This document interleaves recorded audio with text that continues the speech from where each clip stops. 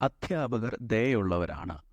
നമ്മൾ ജനറലായിട്ട് പറയുകയാണ്. നമ്മൾ ആദ്യം പറഞ്ഞു ജനറലായിട്ടുള്ള കാര്യങ്ങൾ നമ്മൾ പൊതുവേ സിമ്പിൾ പ്രസൻറ്റ് ടെൻസിലാണ് അങ്ങ് പറയുക. നമ്മൾ ജനറലി പറയുകയാണ് അധ്യാപകരൊക്കെ പൊതുവെ ദയുള്ളവരാണ്. അധ്യാപകർ, ടീച്ചേഴ്സ്. നമുക്കിവിടെ പ്ലൂറലാണ് വരുന്നത്. അതുകൊണ്ട് ഒരു അവസ്ഥയാണ് പറയുന്നത്, ആക്ടിവിറ്റി അല്ല. അതുകൊണ്ട് വേർബ് പ്ലസസ് ഒന്നുമില്ല. പ്ലൂറൽ ആയതുകൊണ്ട് നമ്മൾ ആർ ഉപയോഗിക്കുന്നു. ടീച്ചേഴ്സ് ആർ എന്ന് വരും.